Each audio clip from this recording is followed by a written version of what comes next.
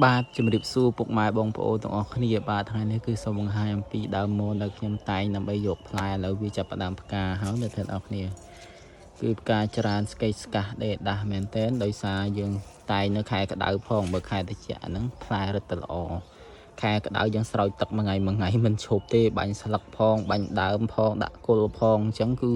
ចំណាយទឹកច្រើនណាស់បងប្អូនគ្នាគឺថែរក្សាវាដើម្បីយកទិន្នផលនៃផ្លែរបស់វាហើយប្រហែលនេះឃើញទេគឺដើមនេះគឺដើមអាធំរបស់ខ្ញុំបាទដើមធំនេះហើយក៏ផ្កាច្រើនដែរតែអាធំផ្កាដំបងទៅមើលទៅមិនសូវលេចធ្លោដល់ដើមតូចដើមតូចវិញផ្កាលេចធ្លោតែម្ដងមើលទៅឡើងស្កេស្កាស់តែម្ដងហើយនេះគឺជាដើមតូចមិត្តភក្តិអស់គ្នាគឺដើមតូចទេដើមវាប៉ុនមានជើងទេបាទហើយនិយាយពីផ្កាវិញគឺហូបជាពាក្យថាថ្លែងហើយគឺច្រើនមែនតើឡើងស្គមតែម្ដងផ្កាគឺឡើងស្កេស្កាស់ដេកដាស់ហើយអាដើមតូចហ្នឹងគឺឆាប់ទុំមុនគេទៀតឆាប់បានផលមុនគេអត់ដឹងយ៉ាងម៉េចដែរដើមតូចគឺឆាប់បានផលមែនតើបាទនេះគឺផ្កាឡើងស្កេស្កាស់ដេកដាស់តែម្ដងពេញគ្រប់មែកគ្រប់ម៉ាកគ្រប់ម៉ូតគ្រប់ទីតាំងគ្រប់កន្លែងតែម្ដងគឺផ្កាច្រើនឡើងសន្ធឹកតែម្ដងបាទហើយខ្ញុំសូមបង្ហាញអំពីមនមួយទៀតគឺឈ្មោះមនមនតៃវ៉ាន់មើលថានេះមនតៃវ៉ាន់ណាបាទផ្លែមួយទុំបាត់ឥឡូវជ្រុះបាត់ហើយនេះនេះគឺមនតៃវ៉ាន់ខ្ញុំទើបតែទិញមួយទេហើយមនតៃវ៉ាន់នេះគឺមានតម្លៃថ្លៃមែនតើសម្រាប់ដើមវាដល់តែ20000ប្រហែល1000 27000 8000ថានេះថ្លៃមែនតើបាទហ្នឹងហើយមើលភ័ក្រនេះបើសិនជាចង់បានខ្លាញ់ខ្លែងធម្មជាតិលេខ1សក្បាលកិនឬក៏ខ្លាញ់ខ្លែងសុតគឺអាចកំងខ្ញុំបានគឺតម្លៃវាគឺសមរម្យមែនតើហើយយើងមាន promotion គឺ10 ml សម្រាប់អាសុត10 ml និងអាសុតលីសក្បាលកិន10 ml បាទហើយក៏មាន5 ml ដែរមើលភ័ក្រនេះគឺអាចកំងបានប្រសិទ្ធភាពវាគឺខ្លាំងអានេះមួយតែគុណនឹង2មើលភ័ក្រនេះអានេះដើមតៃវ៉ាន់គឺស្លឹកវាបែបអញ្ចេះស្លឹកវាបាទហើយផ្លែវានេះសូមបង្ហាញផ្លែវាគឺវែងតែដោយសារយើងដាំកូនថ្មីគឺផ្លែវាបានវែងហ្នឹងខ្លីញិចហើយក៏វាអត់សូវធំដែរដោយសារយើងទៅដាំវាបាទនេះគឺមនតៃវ៉ាន់ហើយខ្ញុំនឹងពេលដែលខ្ញុំបានមនតៃវ៉ាន់នេះច្រើនខ្ញុំនឹងបណ្ដោះមនតៃវ៉ាន់ហ្នឹងលក់ជូនមិត្តភ័ក្តិពុកម៉ែបងប្អូនទាំងអស់គ្នាទៀតបាទមិត្តភ័ក្តិទាំងអស់គ្នាគាត់កំងដើមមនយកទៅដាំនោះគឺខ្ញុំផ្សាំអត់ដោះទេដោយសារខែក្តៅគឺវាផ្សាំមែនតែនបាទហើយនេះគឺវាទំដោះពេជ្រដែលខ្ញុំបង្ហាញហ្នឹងគឺវាដោះបានពេជ្រហ្នឹងទេនេះពេជ្រហ្នឹងគឺខ្ញុំមិនទាន់ខ្វេះវិដីយកទៅផ្សាំផងដោយសារវាពិបាកពេកទួទៅក្របក្រិនវាឲ្យស្អាតបាទកុំឲ្យត្រូវថ្ងៃទៅវាមានដោះខ្នែងដោះអីចឹងណាបងប្អូនគ្នាបាទហើយនេះគឺខ្ញុំសូមបង្ហាញដើមនេះទៀតអានេះគឺអានេះសម្រាប់មកគុំនេះគឺគេហៅថាផ្កាមើលផានេះដែលខ្ញុំទិញពីប្រទេសចិនមកគឺផ្កាដោះជាគុំចេះចាំមើលវាចេញផ្កាចាំខ្ញុំនឹងថតជូនពុកម៉ែបងប្អូនមិត្តភក្តិអស់គ្នាបានឃើញអានេះគេហៅផ្កាចន្ទធូនេះគឺមានពណ៌លឿងពណ៌ផ្កាឈូកនិងពណ៌សដែលខ្ញុំដាំបានខ្ញុំដាំលាយជាមួយតកួនមិត្តភក្តិអស់គ្នានេះគឺគុំវាឡើងកញ្ញាណាបាទនេះផ្កាចន្ទធូមិត្តភក្តិអស់គ្នាដែលខ្ញុំយកពីចិនមកបាទហើយបើសិនជាពុកម៉ែបងប្អូនមានបំណងចង់ទិញកូនយកទៅដាំខ្ញុំនឹងរំលែកកូនហ្នឹងផ្សាំដាក់ក្នុងថង់លក់ជូនពុកម៉ែបងប្អូនតែគាត់ថាតម្លៃវារៀងធូរមិនថ្លៃមកទេគួរសមទេបាទសម្រាប់ម្ទេសវិញគឺខ្ញុំដាំម្ទេសច្រើនណាស់10 20 30 40ដើមរាប់អស់ទេម្ទេសគឺម្ទេសគេហៅម្ទេសអត់ទេម្ទេសខ្មាំងឬក៏ម្ទេសអាចសាតហ្នឹងវានេះច្រើនគឺសុទ្ធតែម្ទេសនេះបាទហើយដើមមននេះគឺអាចមើលបានប្រហែលគ្នានេះគឺវា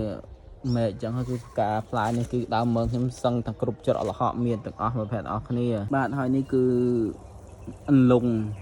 ង់ចំត្រីរបស់ខ្ញុំគឺចំត្រីលំអមកប្រហែលគ្នានេះគឺជាកូនត្រីលំអច្រើនមែនតើនេះមានទាំងត្រីមាសត្រីហុងកុងនិងត្រីពណ៌ទៀតគឺវាច្រើនណាប្រហែលគ្នាបាទនេះគឺខ្ញុំចំលំអគឺ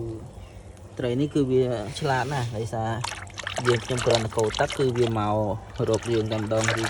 មកវងតែម្ដងមើលឡើងមីទាំងអស់មើលខាងនេះគឺវាចង់មកហូបចំណីបាទហើយនេះគឺផលិតនេះគឺផលិតនាំចូលមកប្រទេសចិនដូចគ្នាខ្ញុំទិញពីប្រទេសចិនមកទេមានផលិតនៅស្រុកខ្មែរទេហើយផលិតស្រុកខ្មែរគឺនេះគឺផលិតស្រុកខ្មែរបងប្អូនគ្នាអានេះគឺត្រីហុងកុងនិងត្រីមាសនិងត្រី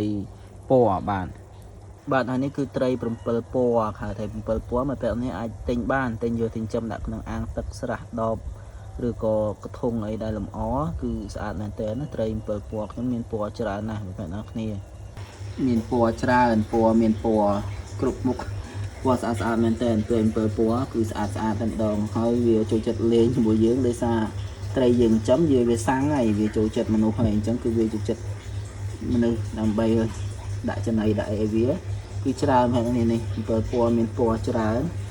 ហើយយើងអាចលម្អដូចកដូចខ្ញុំចឹងនេះគឺទិញធុងនៅមួយមកយើងដាក់ដូចកឬក៏កាត់ខ្ចក់ក៏បាននេះស្អាតមែនតើស្អាតត្រីគ្រប់ពណ៌យ៉ាងទៀតគឺស្អាតតំងគេថាមានភាពត្រជាក់ចិត្តនៅក្នុងផ្ទះពេលចូលក្នុងផ្ទះឃើញត្រីឃើញអីចឹងបាទអ្នកគ្នាបាទហើយនេះគឺកតុយ3មកនេះត្រីកតុយ3ធាត់ឡើងអុចដោះក្បាលពោះនេះឡើងក្បាលពោះកមុកមឹបហ្នឹងគឺល្អមែនតើហើយអ្នកនរនេះគឺអាចចំលម្អដូចខ្ញុំចឹងឲ្យខ្ញុំកាត់ទូកញ្ចក់នេះអស់លុយច្រើនណាបាទទូកញ្ចក់នេះគឺធះណាស់កាត់អស់លុយច្រើនគឺ1ដល់100000ជាងអ្នកនរនេះអញ្ចឹងគឺយើងអាចកាត់មួយចំដាក់ត្រីអញ្ចឹងលម្អអញ្ចឹងទៅជាចិត្តណាស់ហើយយើងដាក់អុកស៊ីសែនវានៅខាងនេះអុកស៊ីសែនណាខ្ញុំជាប់មាត់រហូតចេះថាអធិប្បាយរហូតនេះអុកស៊ីសែនទៅប៉ុណ្ណេះមកក៏ប៉ុណ្ណេះវាអត់ត្រូវថ្លៃគេមួយដូចជា4-5ហៀលអីទេហើយយើងដាក់ទៅយើងដោត USB បាទខ្ញុំដោត power bank ទៀតណាខ្ញុំដោត power bank នេះដោតទៅដើម្បីជិលឲ្យអស់មួយច្រើនអត់ពេលដោតទៅចេញឈុលយ៉ាងនេះណាអុកស៊ីសែនវាឈុលយ៉ាងទៅអញ្ចឹងគឺពេលដាច់ភ្លើងខ្ញុំដើម្បីការពេលដាច់ភ្លើងបាទហើយអញ្ចឹងគឺអុកស៊ីសែនមួយទៅហើយយើងទិញត្រីនេះដើម្បីចិញ្ចឹមបើសិននៅផ្លែចង់បានគឺខ្ញុំអាចយកមកលក់ជូនបានតែតម្លៃវាគឺតម្លៃគិតតាមទំហំរបស់វាមិនមែនគិតតាមតម្លៃធម្មតាប៉ុណ្ណាក៏លក់ថ្លៃដូចគ្នាទេគឺអាចគិតតាមទំហំគឺអាចចាំដាក់កែវដាក់អី1 2គឺស្អាតមែនតើណាកែវកញ្ចក់កែវប៉ុនល្មមដាក់តែ2នឹងមកគូគឺស្អាតមែនតើអានេះត្រីនេះគឺស្អាតណាមើលហ្នឹងឲ្យវាចូលចិត្តមនុស្សណាមើលខ្ញុំផងគោះកញ្ចក់វាហ្នឹងឡើងបងវាយនៃបៃពពុះនៅចាំហ្នឹងណាប្រាប់នេះហ្នឹងហើយបាទហ្នឹងហើយមិត្តភក្តិដល់គ្នាបើចង់បានថាបើថ្មីតែមានសុខភាពខ្ពស់គឺអាចកំងខ្ញុំបានគឺម្ដងតែ5000រៀលទេគឺជួយបំបត្តិក្លិនមាត់ 100% តែម្ដងក្លិនដែលស្អុយកគុកដើរចូលចុះទៀតនេះគឺអាចប្រើជាមួយថាបុគ្គលនេះបាទដោះតែមួយថ្ងៃ3ដងគឺបាត់ក្លិនធម្មតាឈ្ងុយឧបហាលពេញមាត់តែម្ដងឲ្យវាជួយដល់ស្រីធ្មេញជួយចាញ់ធ្មេញនិងកំបោរជាប់ធ្មេញអីគឺសម្អាតបានល្អមែនទែនបាទគឺតម្លៃគឺសមរម្យមកប្រអប់នេះគឺ10ដបគឺលក់50000អញ្ចឹងមិត្តភក្តិនេះអាចកំងបានបងប្អូនបាទអរគុណ